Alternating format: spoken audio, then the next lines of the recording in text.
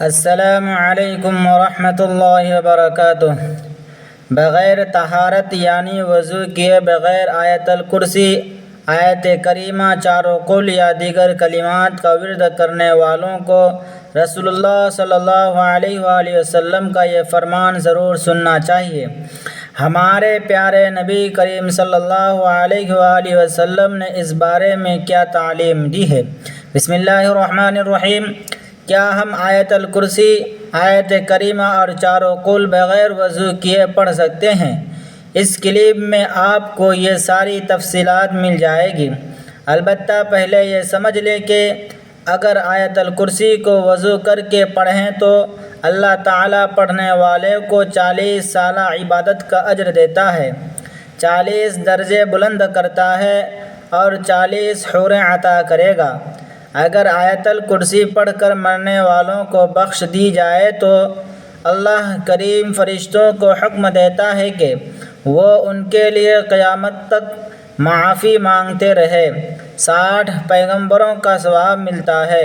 ان کی قبر میں 40 چراغ روشن کر دیے جاتے ہیں جس کا اجالا مشرق سے مغرب تک پھیل جاتا ہے۔ اس روشنی سے ان کی قبر کشادہ یعنی کھل جاتی ہے۔ سبحان اللہ۔ ایک بار ایک بندہ حضرت علی کرم اللہ وجہہ کے پاس آیا اور بتایا کہ اس کے جسم اور مثنہ سے پانی خارج ہوتا ہے، اس کا کوئی حل ہے؟ حضرت علی رضی اللہ تعالی عنہ نے فرمایا کہ بغیر کسی پیسے کے اس کا علاج یہ ہے کہ تم آیت کرسی کو اپنے جسم پر لکھو، آیت کرسی پڑھ کر غسل کرو، آیت کرسی کو پانی پر پھونک مار کر پیو اور آیت الکرسی کو اپنے ساتھ رکھو۔ اللہ نے چاہا تو آپ ٹھیک ہو جائیں گے۔ ضروری کاموں کے لیے 41 بار آیت الکرسی پڑھیں۔ ٹانگوں میں تکلیف کے لیے آیت الکرسی پڑھ کر اپنی ٹانگوں پر پھیر لیں، اس سے چلتے وقت درد محسوس نہیں ہوگا۔ آنکھوں کی نظر کمزور نہ ہونے کے لیے 70 بار آیت الکرسی پڑھیں۔ جس کو پیاس سے مرنے کا ڈر ہو وہ 66 بار آیت الکرسی پڑھے۔ دشمن سے حفاظت کے لیے مٹی پر 41 بار آیت الکرسی پڑھے اور مٹی دشمن کے آگے ڈال دے، ان کے نقصان سے بچاؤ ہوگا۔ مرحوم کی قبر پر 7 بار آیت الکرسی پڑھیں، اللہ پاک قبر پر رحمتیں برسائے گا۔ جلد رہائی کے لیے 1000 بار آیت الکرسی پڑھیں۔ مریض کی صحت کے لیے 3 دن مسلسل 101 بار آیت الکرسی پڑھیں۔ سر کے درد کے لیے 7 بار آیت الکرسی پڑھیں۔ لوگوں کے دلوں میں محبت پیدا کرنے کے لیے 41 بار پانی پر آیت الکرسی پڑھ کر پھونک مارے اور وہ پانی پلا دے۔ لوگوں میں صلح کروانے کے لیے جامع مسجد کے راستے کی مٹی پر آیت الکرسی پڑھے اور جن کے درمیان صلح کروانی ہو ان کے سامنے ڈال دے۔ کام میں آسانی کے لیے سورۃ الم نشرح اور آیت الکرسی 10 بار پڑھیں۔ بچوں کو مصیبتوں سے بچانے کے لیے 40 بار آیت الکرسی پڑھیں اور پھر لکھ کر بچے کے گلے میں ڈال دیں۔ ناظرین، آیت الکرسی کے فائدے تو بے شمار ہے اور یہاں ہم اس کے کچھ خاص ذکر پر بھی بات ختم کرتے ہیں۔ ہر روز صبح شام پڑھنا چور، ڈاکو اور آگ لگنے سے حفاظت کا ذریعہ ہے۔ ہر فرض نماز کے بعد اس کا پڑھنا رزق میں وسعت کا باعث ہے۔ اگر اسے لکھ کر کھیت میں دبا دیا جائے تو وہ چوری اور نقصان سے محفوظ رہے گا اور اس میں برکت ہوگی۔ ہر روز فرض نماز کے بعد اس کا ورد کرنا سانپ، بچھو اور جن و انسان کے نقصان سے بچاؤ کا سبب ہے۔ اسے گھر میں لکھ کر لگانا چوری سے بچاؤ کا ذریعہ ہے۔ اگر اسے گھر لکھ کر دکان میں لگا دیا جائے تو اس میں خیر و برکت ہوگی۔ ہر انسان کا سوتے وقت اس کا پڑھنا فالج سے حفاظت کا باعث ہے۔ نبی کریم صلی اللہ علیہ وآلہ وسلم سے منسوب ایک روایت میں ہے کہ جو شخص فرض نماز کے بعد آیت الکرسی کی تلاوت کرے گا اللہ اس پر نظر رحمت کرے گا اور آسمان سے ایک فرشتے بھیجے گا جو اس کی حفاظت کرے گا۔ دوسری جگہ ذکر آیا ہے کہ جو آیت کرسی پڑھے گا وہ اس شخص کی طرح ہوگا جس نے پیغمبروں کے ساتھ رہ کر لڑائی کی ہو اور شہید ہوا ہو۔ موت کے بعد بلا تاخیر جنت میں مقام ملے گا۔ اس کے علاوہ فقر اور محتاجگی ختم ہوتی ہے، اللہ کی طرف سے حفاظت کا پروانہ ملتا ہے، رزق میں زیادتی ہوتی ہے اور اللہ اپنے کرم سے اس کے مال میں اضافہ کرتا ہے۔ نبی کریم صلی اللہ علیہ وآلہ وسلم نے فرمایا، اے علی، آیت کرسی میں 50 کلمات ہے اور ہر کلمے میں اللہ عز و جل کی طرف سے 50 برکات ہیں۔ آیت الکرسی کا مقام وہ ہے جو ایک پہاڑ میں بلندی کا ہوتا ہے۔ امام محمد باقر رضی اللہ تعالی عنہ نے فرمایا، ایک مرتبہ آیت الکرسی پڑھنے والے کی دنیا کی 1000 مصیبتیں اللہ تبارک و تعالی دور کرتا ہے، جس میں کم از کم غریبی اور آخر میں قبر کے عذاب سے چھٹکارا حاصل ہوتا ہے۔ ابی بن کعب رضی اللہ تعالی عنہ بتاتے ہیں کہ نبی کریم صلی اللہ علیہ وآلہ وسلم نے ان سے پوچھا کہ اللہ کی کتاب میں سب سے بڑی آیت کون سی ہے؟ تو وہ بولے، اللہ اور اس کے رسول صلی اللہ علیہ وآلہ وسلم کو یہ زیادہ علم ہے۔ یہ سوال کئی بار دہرایا اور پھر فرمانے لگے کہ وہ آیت کرسی کیا ہے؟ فرمانے لگے، اے ابو منظر، علم مبارک ہو اس ذات کی قسم جس کے ہاتھ میں میری روح ہے، اس آیت کی زبان اور ہونٹ ہوں گے۔ حضرت ابو ذر رضی اللہ تعالی عنہ بتاتے ہیں کہ میں نے نبی کریم صلی اللہ علیہ وسلم کے پاس آیا تو آپ مسجد میں بیٹھے تھے تو میں بھی بیٹھ گیا، تو نبی کریم صلی اللہ علیہ وآلہ وسلم نے فرمایا، اے ابو ذر، کیا تم نے نماز پڑھی ہے؟ تو میں نے میں جواب دیا، تو نبی کریم صلی اللہ علیہ وسلم فرمانے لگے، اٹھ کر نماز پڑھو۔ میں نے اٹھ کر نماز پڑھی اور پھر بیٹھ گیا، تو نبی کریم صلی اللہ علیہ وسلم فرمانے لگے، اے ابو ذر، انسانوں اور جنوں کے برے اثرات سے پناہ مانگو۔ وہ کہتا ہے کہ میں نے رسول اللہ صلی اللہ علیہ وسلم سے کہا کہ کیا انسانوں میں بھی شیطان ہوتے ہیں؟ تو نبی کریم صلی اللہ علیہ وسلم فرمانے لگے، جی ہاں۔ میں نے کہا نماز کا کہا تو نبی کریم صلی اللہ علیہ وسلم فرمانے لگے، یہ بہترین کام ہے، جو چاہے زیادہ کر لے اور جو چاہے کم کر لے۔ وہ کہتے ہیں، میں نے کہا روزے کے بارے میں نبی کریم صلی اللہ علیہ وسلم فرمانے لگے، فرض ہے اور اس کا بدلہ دیا جائے گا اور اللہ تعالیٰ کے یہاں وہ زیادہ اجر ملے گا۔ میں نے کہا، اے اللہ کے رسول صلی اللہ علیہ وآلہ وسلم، صدقہ تو؟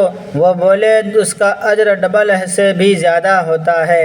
میں نے کہا، کون سا صدقہ بہتر ہے؟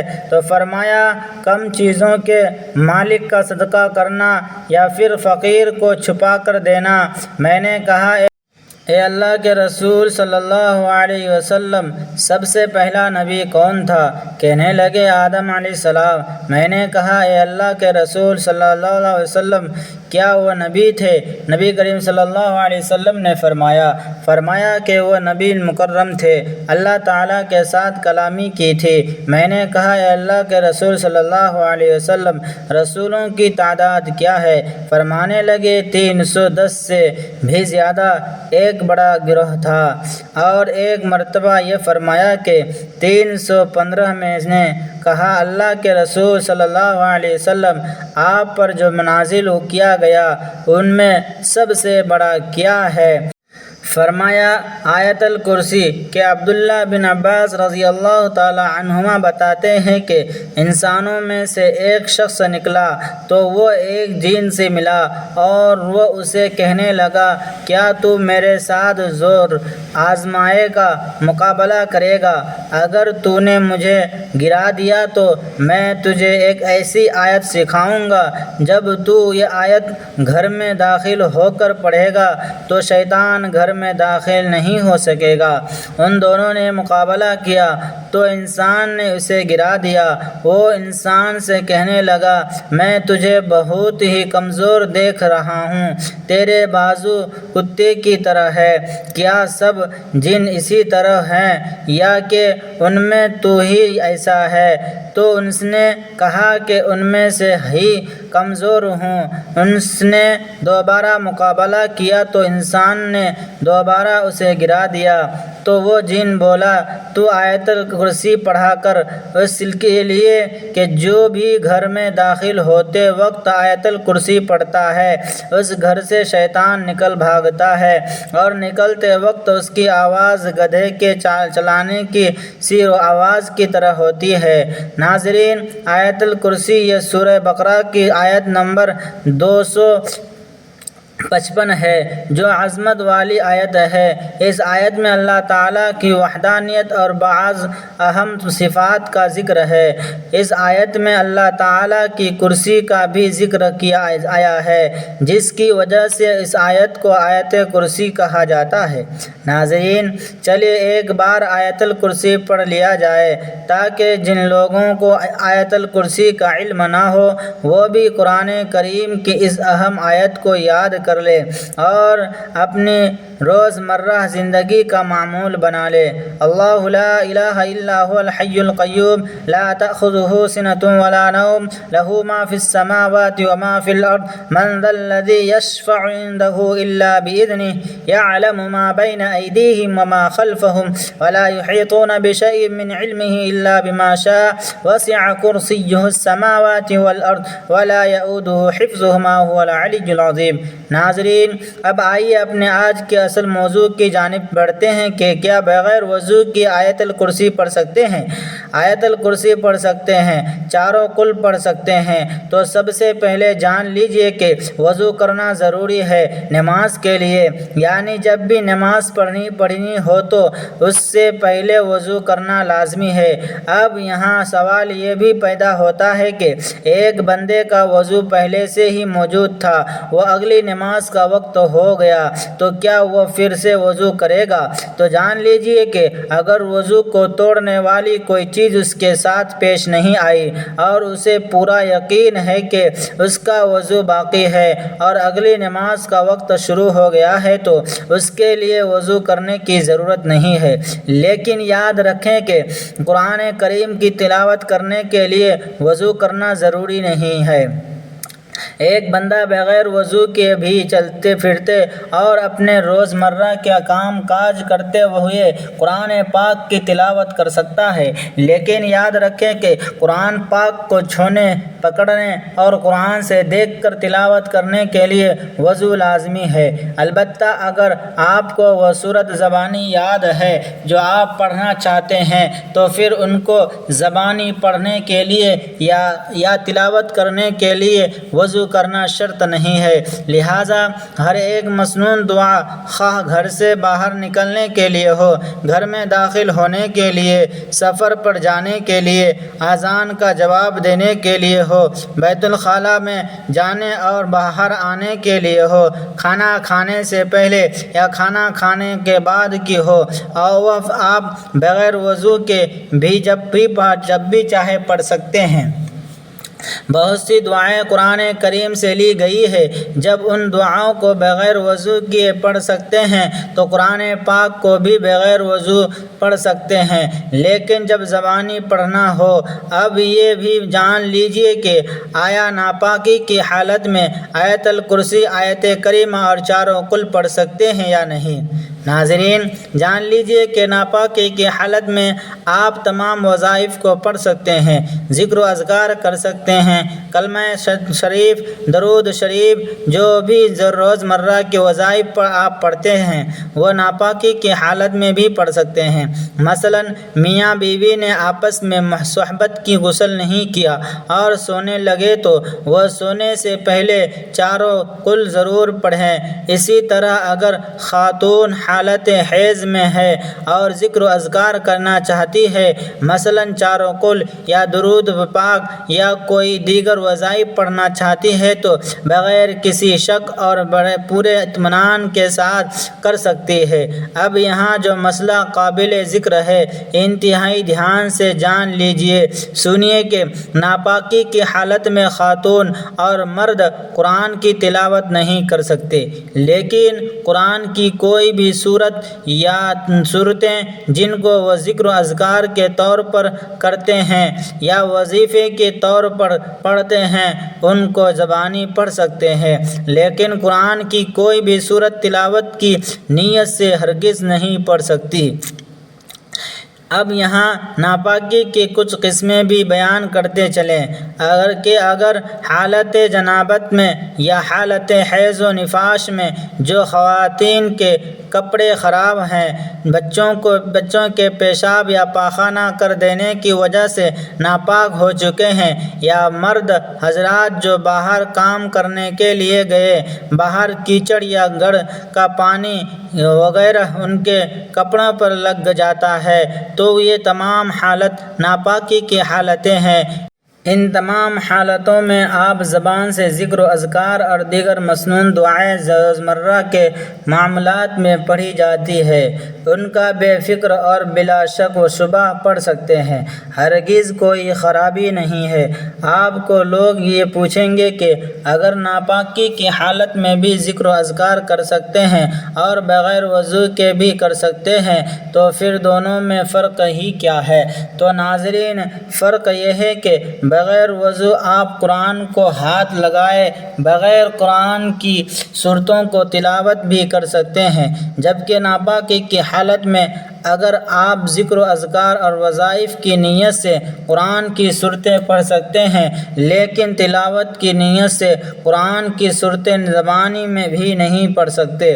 آخر میں یہ باتیں بتاتے چلیں کہ اگرچہ بغیر وضو کی آیت الکرسی، آیت کریمہ، چاروں قل اور دیگر سورتیں پڑھ سکتے ہیں اور قرآن کریم کو ہاتھ لگائے بغیر تلاوت قرآن بھی کر سکتے ہیں، آپ کو ان کا اجر و ثواب بھی ملے گا، لیکن اگر یہ عمل آپ باوضو ہو کر کریں گے تو اس کی فضیلت اور اس کا درجہ بغیر وضو والے کاموں سے بلند و برتر ہوگا۔